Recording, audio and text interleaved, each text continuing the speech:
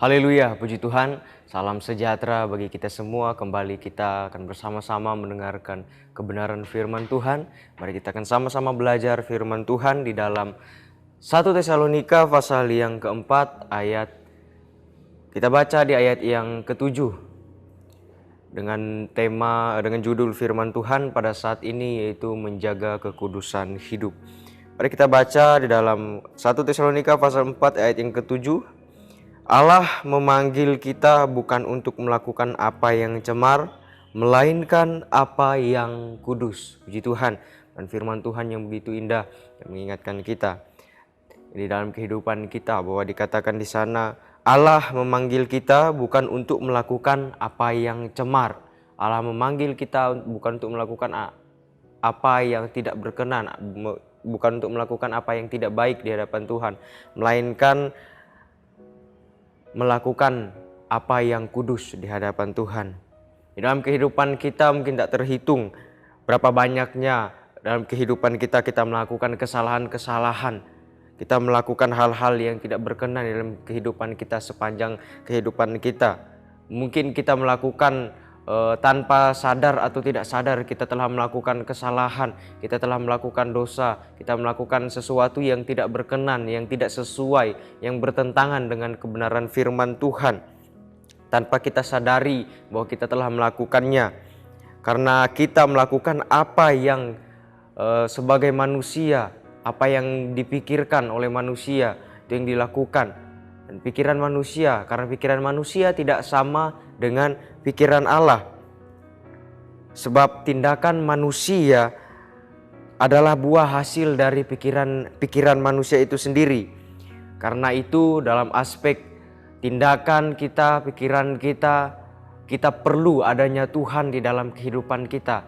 Kita perlu menyerahkan sepenuhnya pikiran kita, tindakan kita kepada Tuhan, supaya kita dapat melakukan atau supaya kita dapat bertindak sesuai dengan kebenaran firman Tuhan.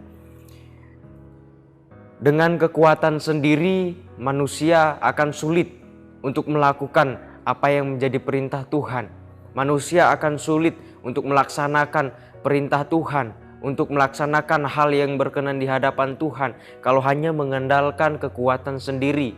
Oleh sebab itu kita perlu kekuatan yang daripada Tuhan. Kita perlu ada Tuhan di dalam kehidupan kita.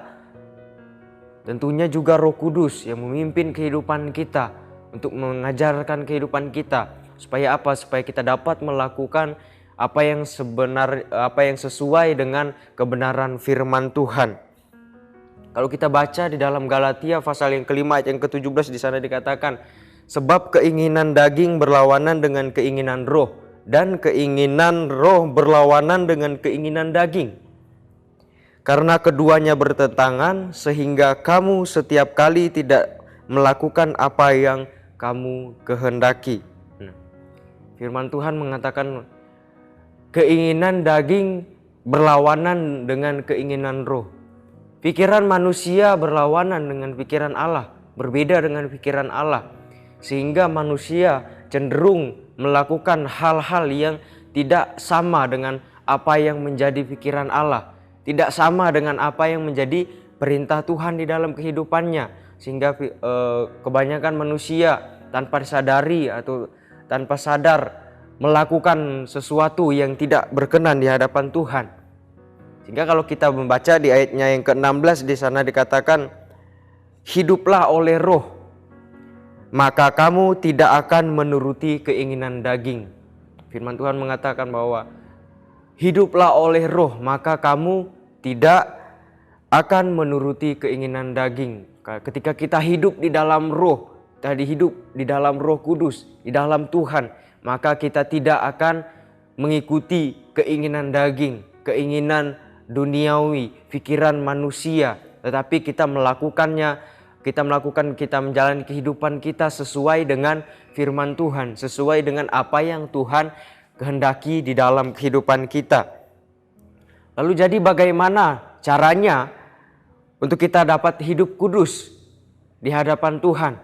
Bagaimana caranya untuk kita bisa menjalani kehidupan kita sesuai dengan kebenaran firman Tuhan? Dan kalau menjadi pertanyaan, kenapa kita harus hidup kudus di hadapan Tuhan?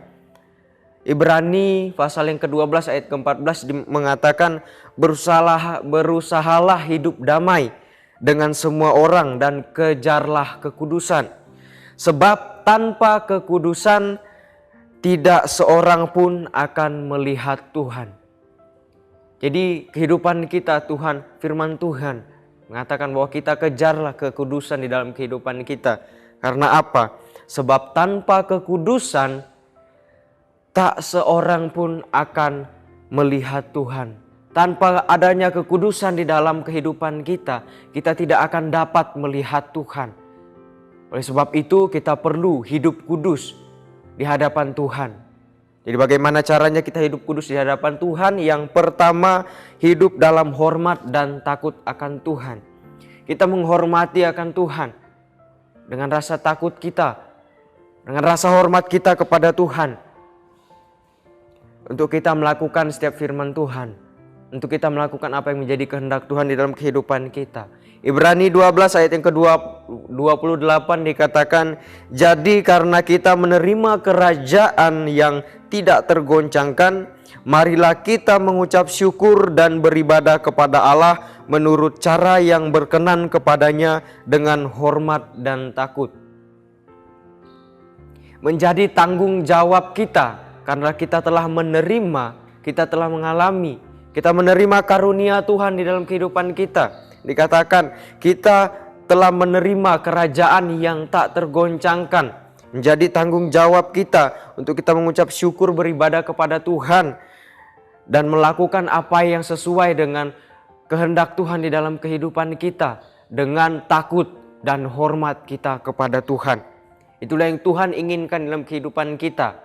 Untuk cara kita tetap hidup kudus, untuk cara kita mengejar kehidupan kita yang kudus di hadapan Tuhan.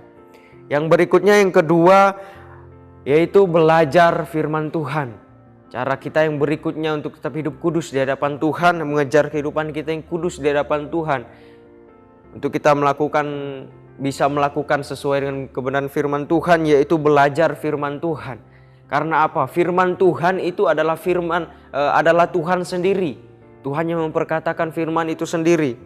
2 Timotius 3 ayat yang ke-16 dikatakan, segala tulisan yang diilhamkan Allah memang bermanfaat untuk mengajar, untuk menyatakan kesalahan, untuk memperbaiki kelakuan, dan untuk mendidik orang dalam kebenaran. Firman Tuhan adalah Tuhan itu sendiri.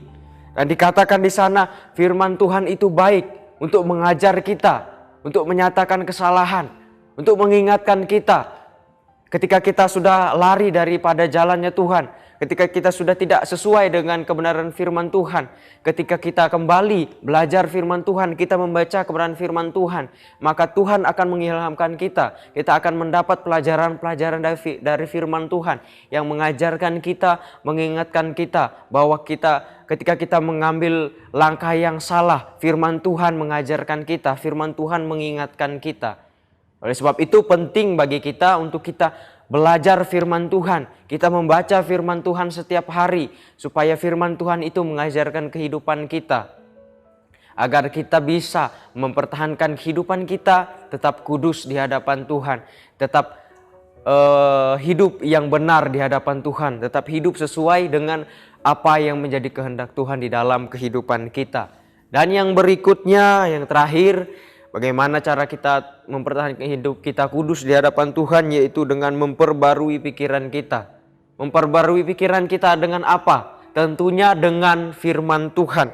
Kita membaca firman Tuhan, memperbarui pikiran kita dengan firman Tuhan.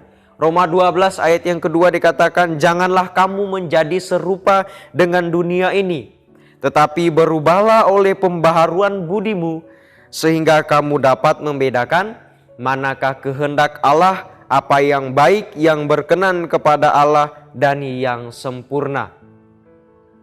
Jadi janganlah kita menjadi serupa dengan dunia ini, memperbarui pikiran kita sehingga kita dapat membedakan manakah kehendak Allah, memperbarui pikiran kita dengan firman Tuhan supaya kita dapat membedakan mana kehendak Allah dan mana yang bukan kehendak Allah di dalam kehidupan kita.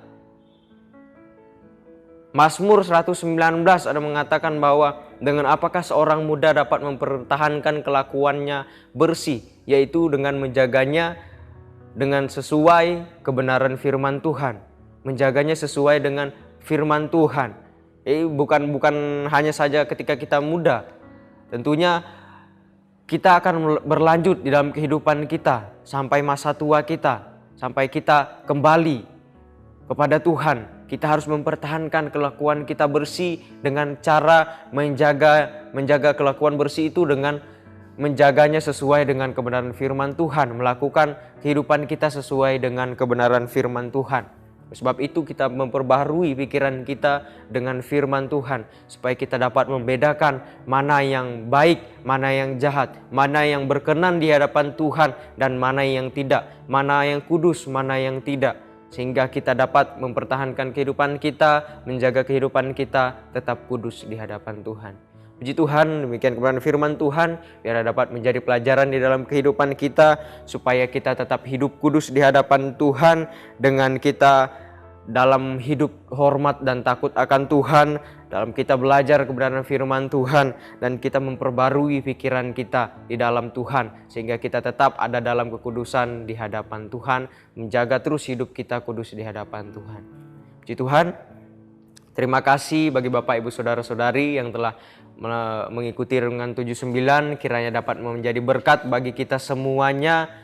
Dan bagi Bapak Ibu Saudara-saudari yang ingin didoakan bagi pokok doa tertentu atau menceritakan kesaksian, baik mujizat kesembuhan, masalah keluarga, pemulihan, dan lain sebagainya, dapat disalurkan melalui chat WhatsApp di nomor 0813 2742 0088. Puji Tuhan, kita akan berdoa untuk kebenaran firman Tuhan. Terima kasih Tuhan, Engkau baik di dalam kehidupan kami. Firman-Mu mengajarkan kami, firman-Mu yang menegur kami, firman-Mu mengingatkan kami bahwa kami tetap harus hidup kudus di hadapan-Mu Tuhan. Firman-Mu mengatakan bahwa ketika orang yang tidak hidup kudus di hadapan-Mu, maka ia tidak akan melihat Tuhan. Dan biarlah kami Tuhan ingin hidup kudus di hadapan-Mu, sehingga kami dapat melihat Engkau dan kami menerima apa yang menjadi janji-Mu dalam kehidupan kami. Kami menerima bagian di dalam kerajaan-Mu Tuhan. Dan ini yang menjadi tanggung jawab kami untuk kami tetap hidup kudus, melakukan firman-Mu di dalam kehidupan kami. Ya Tuhan, kiranya kami Jemaat GPD El Shaddai diperkaya dalam segala macam kemurahan hati yang membangkitkan syukur kepada Allah. Dan biarlah kehidupan kami terus memuji Tuhan, mengucap syukur, dan mengingat bahwa kehidupan kami harus tetap hidup kudus di hadapan Tuhan. Terima kasih Tuhan, segala puji syukur hanya bagi-Mu. Kami berterima kasih di dalam nama Tuhan Yesus Kristus. Haleluya. Amin.